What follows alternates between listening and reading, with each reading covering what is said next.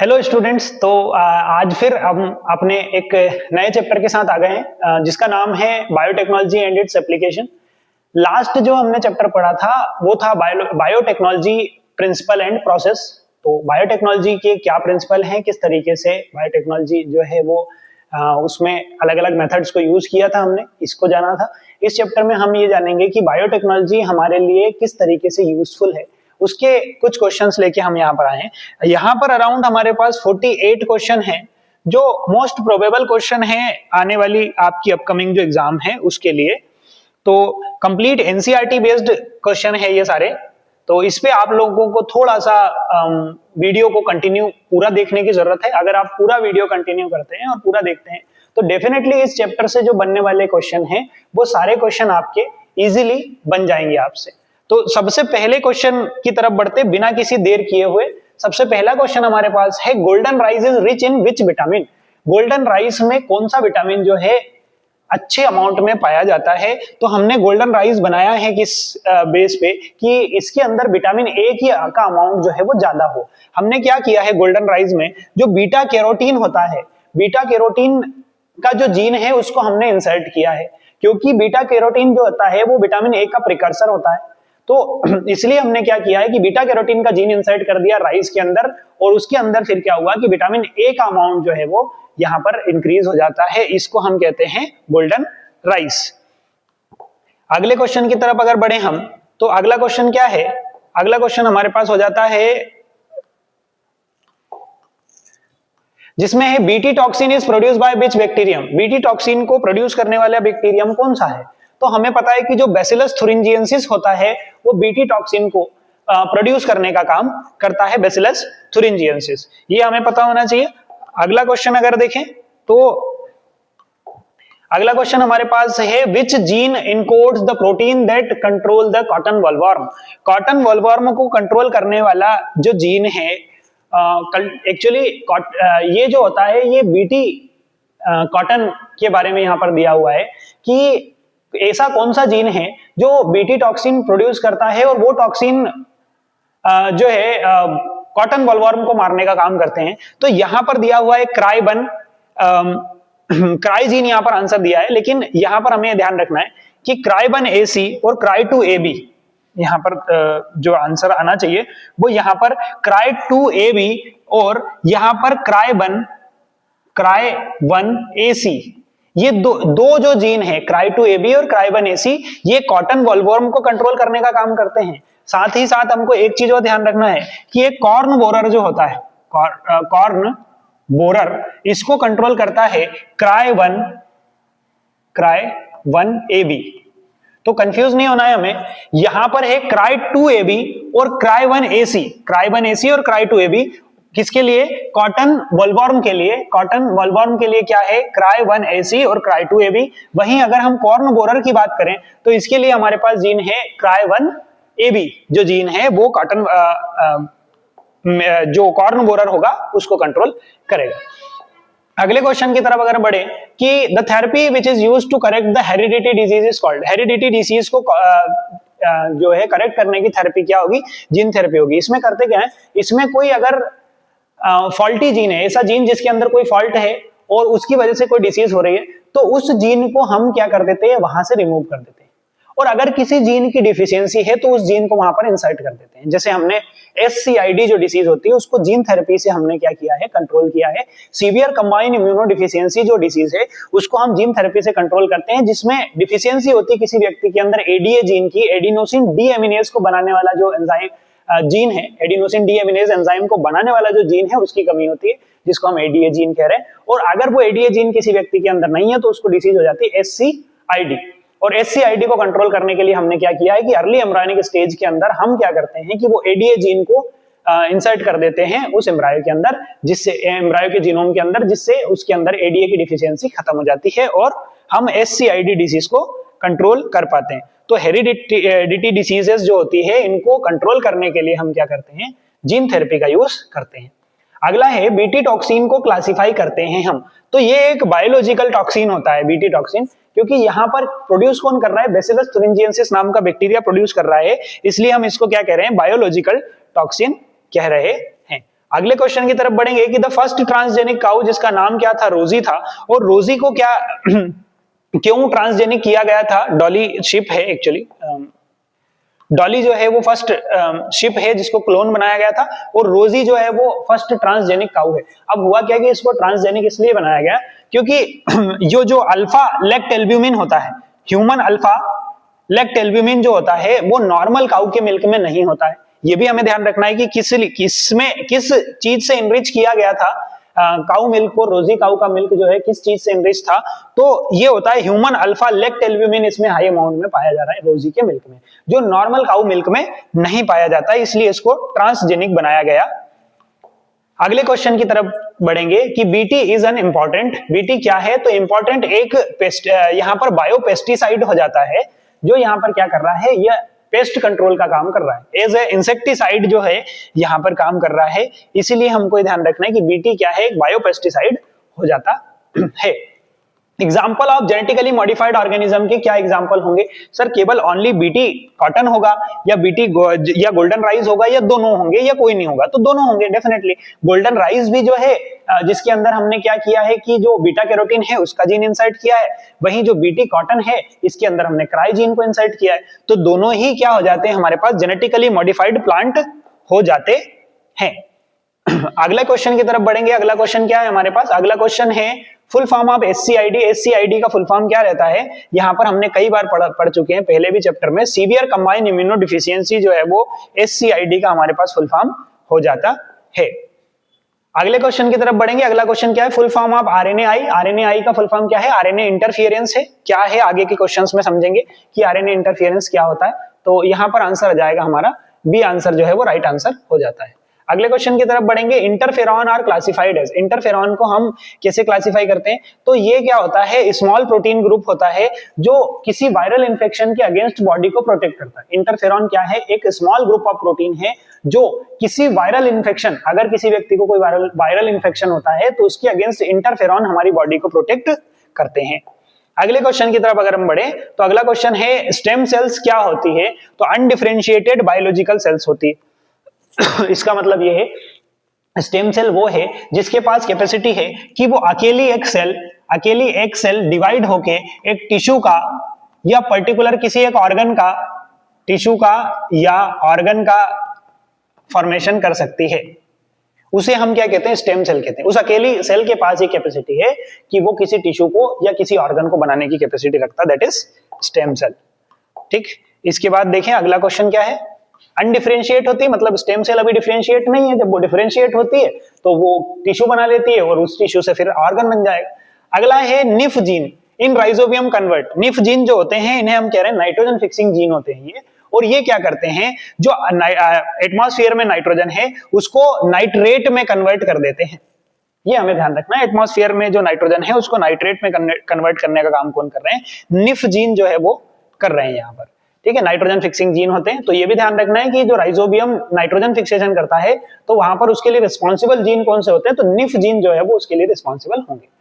Flavour saver क्या है? तो फ्लेवर सेवर के बारे में हमें पता होना चाहिए कि फ्लेवर सेवर एक ट्रांसजेनिक टमाटर होता है, ट्रांसजेनिक टोमेटो है फ्लेवर सेवर। इसमें होता क्या है कि हमारे यहाँ हम जब टमाटर लेके आते हैं तो वो टमाटर को आप बहुत लंबे समय तक नहीं रख सकते। आप 1 दिन 2 दिन 3 दिन रखेंगे, उसके बाद वो टमाटर के अंदर सॉफ्टनिंग होना चालू हो जाती है, टमाटर नरम होना चालू हो जाता है। इसका कारण ये होता है कि इसके अंदर होता है एक एंजाइम जिसका नाम है पॉलीगैलेक्ट्यूरोनेज।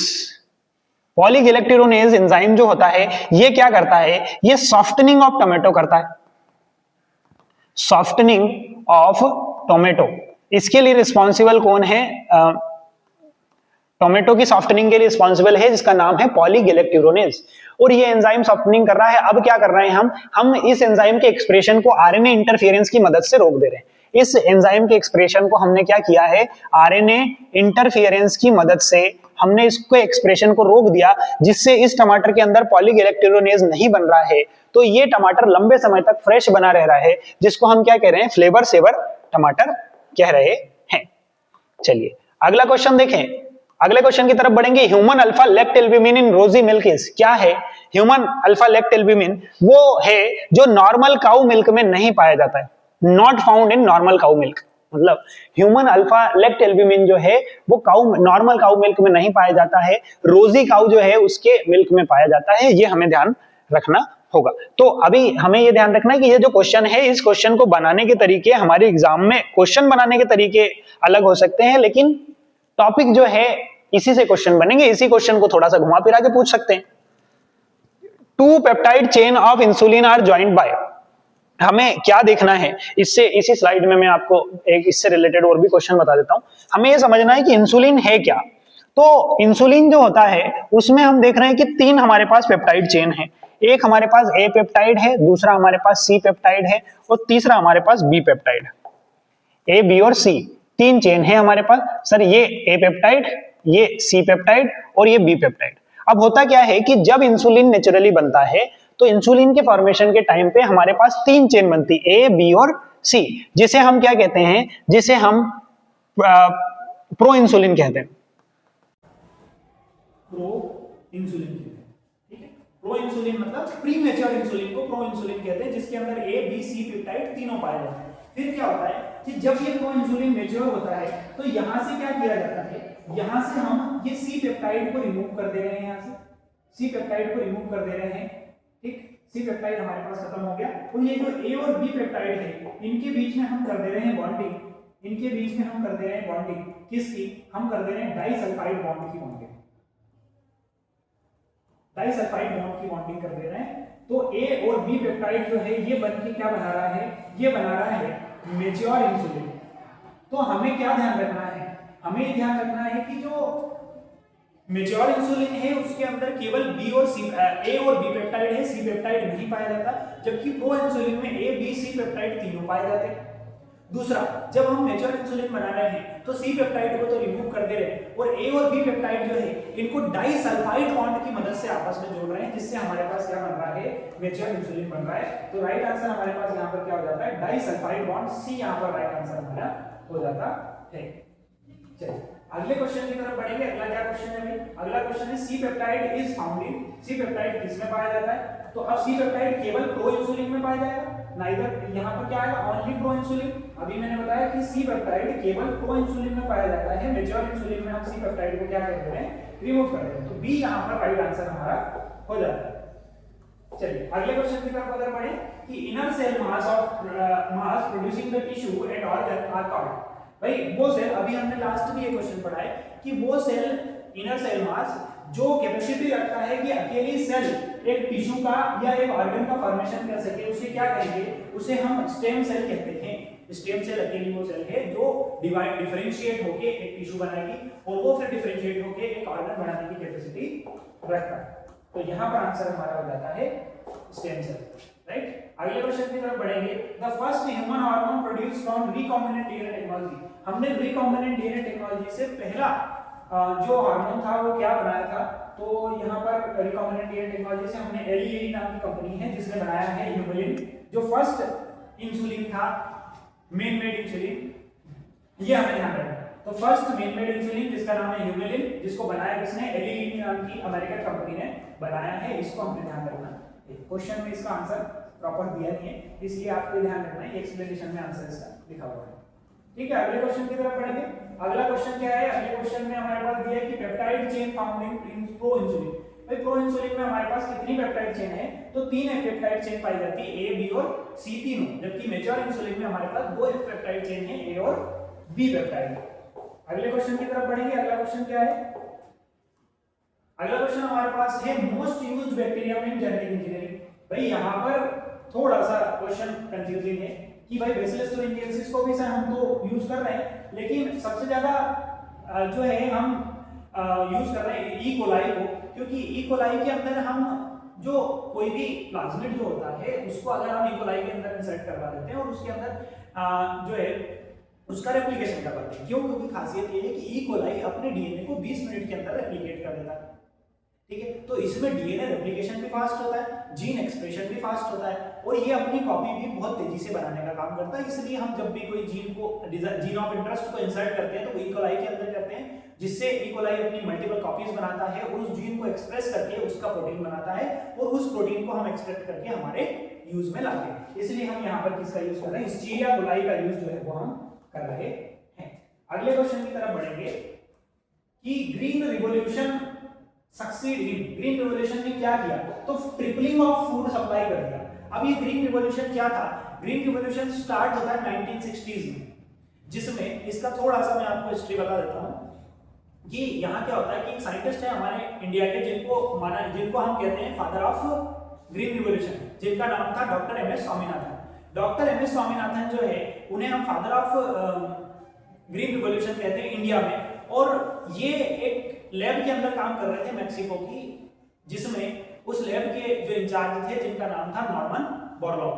तो जो नॉर्मन बोरलॉग थे उनको वर्ल्ड में फादर ऑफ ग्रीन रिवॉल्यूशन माना जाता है। नॉर्मन बोरलॉग और एम एस स्वामीनाथन मेक्सिको की एक लैब में काम कर रहे थे और वहां ये देखा गया, हमने ये देखा कि हमारे इंडिया में जो है बहुत ज़्यादा फेमाइन की दिक्कतें थी और उसका एक कारण था कि हमारे यहाँ की गेहूं की हाइट ज़्यादा थी। गेहूं की हाइट ज़्यादा थी तो किसी भी तेज बारिश या हवा तेज चलने की वजह से ये गेहूं जो है वो गिर जाया करते थे, मतलब ये गेहूं आड़े हो जाया करते थे। जब ये गेहूं गिर जाते थे तो ऐसी कंडीशन में हमारे यहाँ पर प्रोडक्शन जो है, यील्ड जो है वो कम हो जाती थी। तो अब यहाँ पर क्या किया कि इसकी हाइट से हमको कोई खासा फायदा था नहीं, तो हमने क्या किया कि इसकी हाइट को कम करने के लिए चाइना की एक ड्रॉफ वेराइटी थी जिससे हमने हमारे यहाँ के गेहूं को क्रॉस कर दिया और उससे एक वेराइटी बनाई गेहूं की जिसका नाम था सोनेरा 64। ये हमारे यहाँ पर गेहूं की फिर हमने एक वेराइटी जो है हमारे इंडियन गेहूं की ब्रीड को क्रॉस करा के सोनेरा 64 बनाया।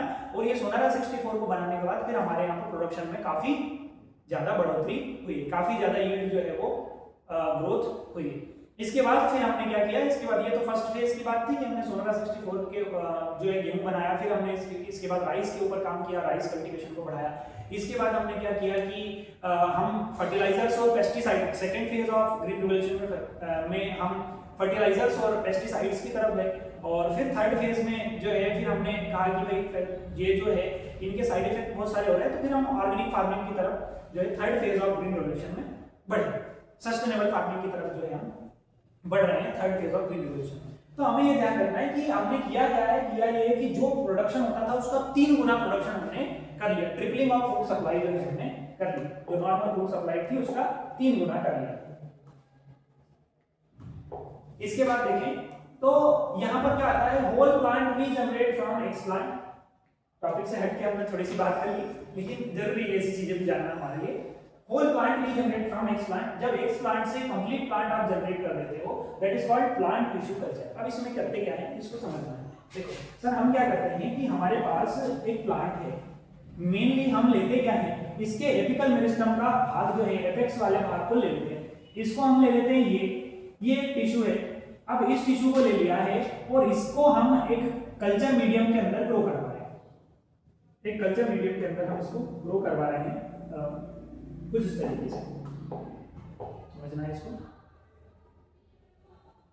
ये हमारे पास एक प्लेट है जिसके ऊपर हम क्या कर दे रहे हैं, अब इसको ये इन टिश्यूज को ग्रो करवा रहे हैं। तो होता क्या है कि ये टिश्यू ग्रो होके इंडिविजुअल पौधे बना लेते हैं, ऐसे प्लांट बना लेंगे,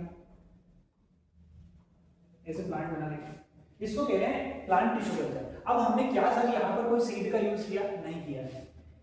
दूसरा ये फायदा है कि सर एक तो सीड की जरूरत नहीं लग रही, दूसरा सबसे बड़ा फायदा ये है कि यहाँ पर आप एक छोटे से हिस्से से बहुत सारे मल्टीपल प्लांट बना सकते हो। आप एक सीड से एक ही प्लांट बना पा रहे थे, लेकिन यहाँ पर क्या कर रहे हैं, प्लांट का एक छोटा सा हिस्सा ले रहे हैं, उससे मल्टीपल प्लांट जो है आप बना पा रहे हैं। और मल्टीपल प्लांट बना पा रहे हैं इसलिए हम इसको एक चीज और कहते हैं, इसको माइक्रो प्रोपेगेशन भी कहते हैं। ये भी ध्यान रखना है, प्लांट टिश्यू कल्चर को माइक्रो प्रोपेगेशन कहते हैं। क्यों? क्योंकि प्लांट के एक छोटे से हिस्से से आप बहुत सारे प्लांट बना पा रहे हैं, इसलिए इसको हम क्या कह रहे हैं, माइक्रो प्रोपेगेशन भी कह रहे हैं।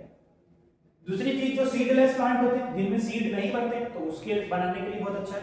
तीसरी एक बात ये है कि कुछ डिसीज ऐसी होती है जो सीड बॉर्न डिसीज होती है, तो सीड के अंदर डिसीज है लेकिन उस प्लांट के जो शूट एपेक्स है उसके अंदर वो डिसीज अफेक्टेड नहीं होता। नॉर्मली देखा जाता है कि जो शूट एपेक्स होता है उसके ऊपर डिसीज का इफेक्ट नहीं होता, ये फ्री फ्रॉम डिसीज होता है। तो हम हेल्दी प्लांट जो है ऑब्टेन कर पा रहे हैं, हेल्दी प्लांट जो है हम प्लांट टिश्यू कल्चर से बना पा रहे हैं। तो बहुत सारे फायदे हैं, हेल्दी प्लांट बना पा रहे हैं, सीडलेस प्लांट जो होते हैं उनके अंदर ग्रो कर पा रहे हैं, एक प्लांट के छोटे से पार्ट से बहुत सारे मल्टीपल जो पौधे हैं, मल्टीपल जो प्लांट्स हैं उनको तैयार कर पा रहे हैं। इसलिए इसको माइक्रो प्रोपेगेशन भी हम कह रहे हैं कि हमारे पास टिश्यू कल्चर हो जाता है। अगले क्वेश्चन की तरफ बढ़ेंगे, whole plant from any cell explant. अगर हम अब ये कैपेसिटी की बात कर रहे हैं कि अगर आप किसी एक प्लांट की एक सेल से, प्लांट सेल के पास एक कैपेसिटी होती है कि उसकी एक अकेली सेल कोई सी भी कंप्लीट प्लांट को बनाने की कैपेसिटी रखती है, अगर उसको प्रॉपर सुटेबल मीडियम में रखा जाए तो। अगर कोई प्लांट का कोई पार्ट जिसकी लिविंग सेल है उसको अगर आप एक सुटेबल मीडियम के अंदर रखते हो तो उसके पास ये कैपेसिटी है कि वो कंप्लीट होल प्लांट को बनाने की कैपेसिटी रखता है। इस कैपेसिटी को क्या कहते हैं? टोटिपोटेंसी कहते हैं। नॉर्मली अगर देखें, मैं मेरी उंगली अगर काट के कहीं पे रख देता हूं तो क्या मेरे जैसा एक आदमी बन जाएगा? नहीं बनेगा। लेकिन प्लांट में हम ये कर सकते हैं कि प्लांट का कोई सा भी हिस्सा लें, उसको एक सुटेबल मीडियम के अंदर रखें तो उससे ग्रो करके एक प्लांट को हम बना सकते हैं। और इस कैपेसिटी को हम क्या कह रहे हैं? इस कैपेसिटी को हम टोटिपोटेंसी कह रहे हैं। अगले क्वेश्चन की तरफ बढ़ेंगे। अगला क्वेश्चन क्या है? अगला क्वेश्चन है tissue culture is also called. Tissue culture को क्या कह रहे हैं सर? माइक्रो प्रोपगेशन कह रहे हैं। क्यों कह रहे हैं ये मैंने आपको बता दिया। अगला क्वेश्चन देखें, क्या अगला क्वेश्चन होगा यहाँ पर? Genetically identical plants to original मतलब कह रहे हैं कि ऐसे प्लांट जो जेनेटिकली आइडेंटिकल होते हैं उनको क्या कहते हैं? तो उनको हम सोमा क्लोन कहते हैं। सोमा क्लोन क्यों कह रहे हैं? क्योंकि यहाँ पर हम क्या कर रहे हैं कि सोमेटिक सेल से हम क्लोन बना रहे हैं। जो हमने क्लोन्स बनाए जैसे माइक्रो प्रोपगेशन से आपने बनाया, तो आपने सेल कौन सी लिए? आपने सोमेटिक सेल लिए, आपने सीड नहीं लिया। तो सोमेटिक सेल से आप जो पौधे बनेंगे माइक्रो प्रोपगेशन से, वो एक दूसरे के बिल्कुल क्लोन होंगे, एक दूसरे की कॉपी होंगे, इसलिए हम उनको क्या कहते हैं? उनको हम सोमा क्लोन कहते हैं। ये हमें ध्यान रखना है। जिनका साइटोप्लाज्म पूरा एक जैसा रहेगा, दैट इज सोमा क्लोन। अगला क्या है? Fusion of protoplast of two different cell. दो डिफरेंशिएट सेल्स के प्रोटोप्लाज्म का फ्यूजन क्या कहलाता है? तो इसे हम कहते हैं सोमेटिक हाइब्रिडाइजेशन। इसमें करते क्या है? जैसे ये एक प्लांट सेल है, ये कोई प्लांट सेल है, ये दूसरी प्लांट सेल है, एक दूसरी प्लांट सेल है हमारे पास। अब हमें करना क्या है कि हमें ये पता है कि जो सेल है प्लांट सेल, उसकी सेल वॉल बनी होती है सेल्यूलोज की। तो हम क्या करते हैं? हम यहाँ पर एक एंजाइम डालते हैं जिसका नाम है सेल्यूलेज। ठीक है, सेल्यूलेज एंजाइम डालते हैं, जिसकी वजह से क्या होता है? ये सेल्यूलोज की बनी सेल वॉल जो है वो डीनेचर हो जाती है। जब ये सेल वॉल डीनेचर हो जाती है उसके बाद क्या है? इसके बाद इसको देते हैं हम इलेक्ट्रिक करंट, हाई वोल्टेज का इलेक्ट्रिक करंट देते हैं, तो ये दोनों सेल्स आपस में क्या हो जाती है? फ्यूज हो जाती है, जुड़ जाती है, तो इससे एक सेल बन जाती है। अब क्या होता है कि अब जो ये दोनों सेल जुड़ गई तो अब क्या बन गया? एक हाइब्रिड बन गया, क्योंकि अब इस सेल की कैरेक्टर भी है, इसके कैरेक्टर भी है।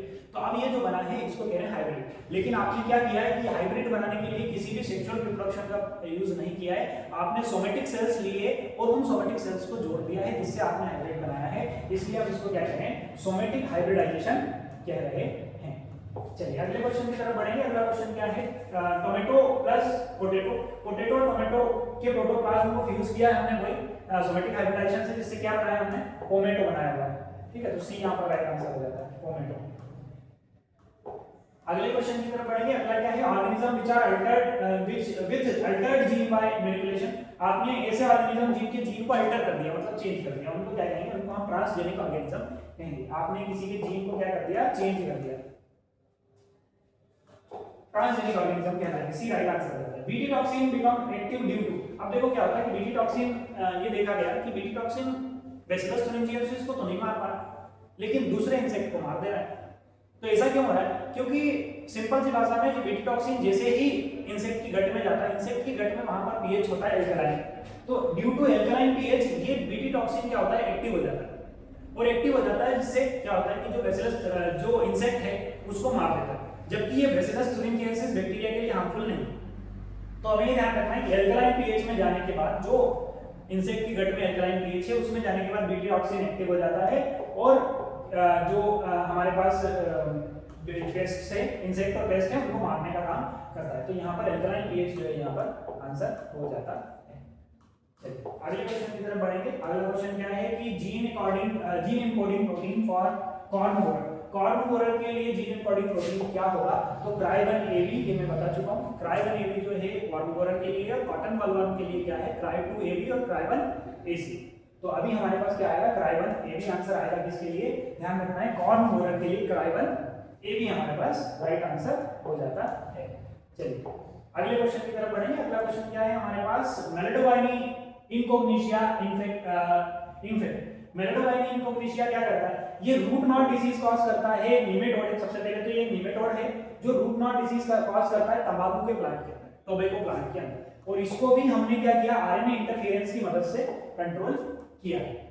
ठीक है, अगले क्वेश्चन की बात करें, root knot disease control in tobacco bye.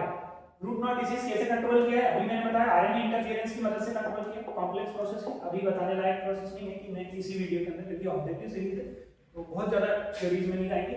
हमें ये पता होना चाहिए कि आरएनए इंटरफेरेंस से हमने इसको क्या किया है, कंट्रोल किया है।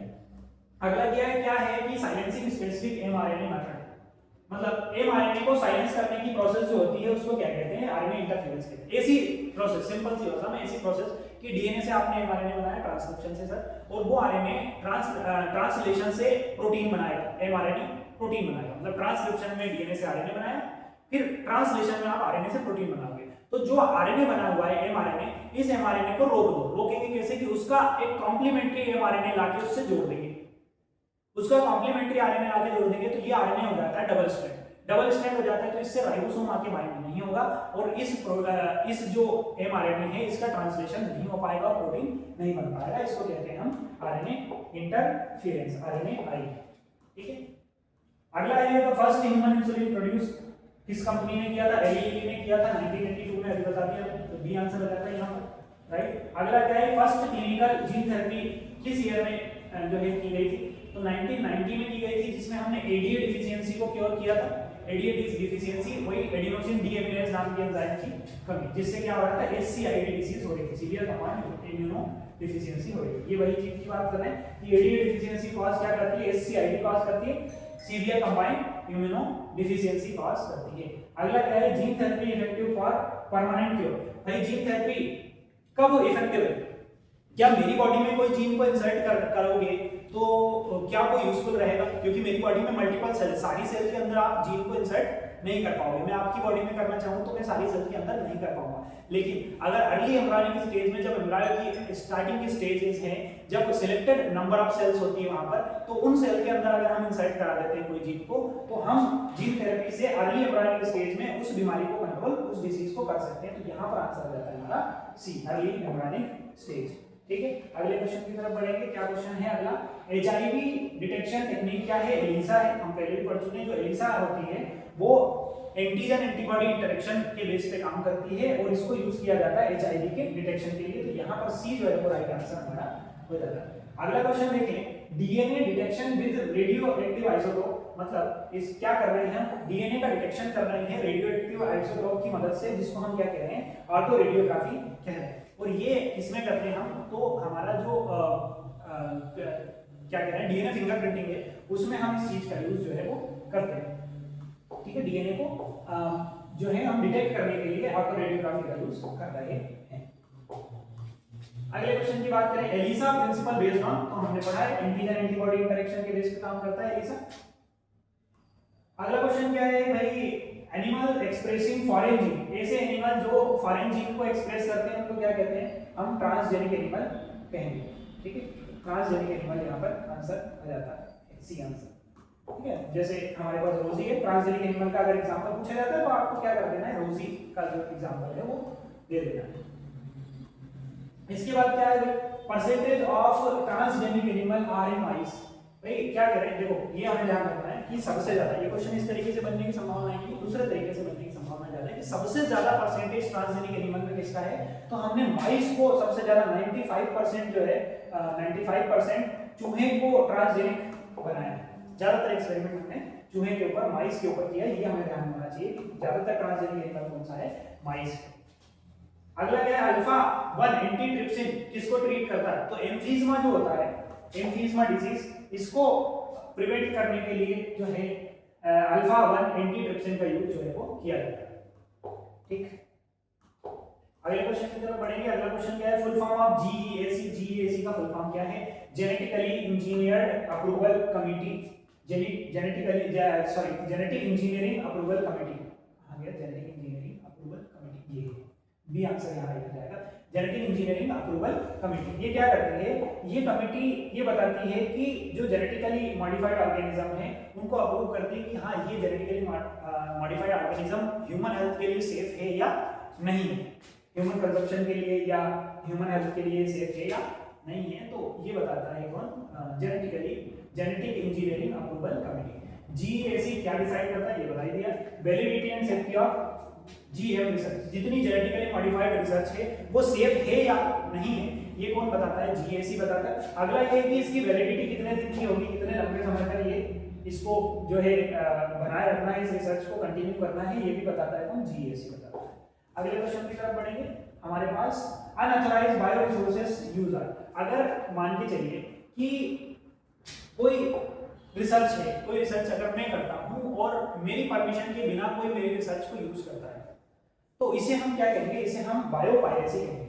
मतलब किसी रिसर्च का, किसी बायो रिसोर्स का या रिसर्च का अनऑथराइज, बिना ऑथराइजेशन के यूज करना क्या कहलाता है, बायो पायरेसी कहलाता है। बायो पायरेसी मतलब सीधी सीधी कोई रिसर्च को चोरना, किसी रिसर्च को चुराना बायो पायरेसी कहलाता है। अब अगला क्वेश्चन है कि बायो पेटेंट क्या है। तो अगर सर मैं कोई रिसर्च करता हूं और वो रिसर्च कोई और नहीं चुराया, इसके लिए मैं क्या करता हूं, उस रिसर्च का पेटेंट ले लेता हूं, उसको अपने नाम पे रजिस्टर्ड करवा लेता हूं। सिंपल लैंग्वेज में कहें तो उसको मैं अपने नाम पे रजिस्टर्ड करवा लेता हूं कि ये रिसर्च मैंने की है। इसको हम क्या कहते हैं, इसको हम पेटेंट कहते हैं। और ये क्या होता है, legal right for biological invention, कि कोई बायोलॉजिकल इन्वेंशन होती है, अगर मैं कोई इन्वेंशन करता हूं बायोलॉजिकल इन्वेंशन, तो उसके ऊपर मेरा लीगल राइट रहे कि ये रिसर्च मैंने की है। इसे ये लीगल राइट में कैसे ले सकता हूं, बायो पेटेंट के थ्रू ले सकता हूं। तो भाई देखिए यहाँ हमने कितने कवर कर लिए हैं, 48 क्वेश्चन कवर कर लिए हैं, जिसके हमारा चैप्टर है जिसका नाम है बायोटेक्नोलॉजी एंड इट्स एप्लीकेशन।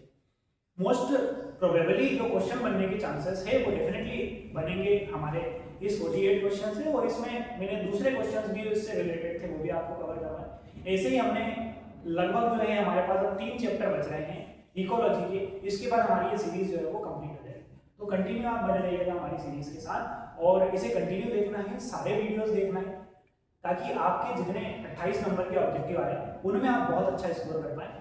तो थैंक यू सो मच, मिलते हैं अगली वीडियो में अगले चैप्टर के साथ।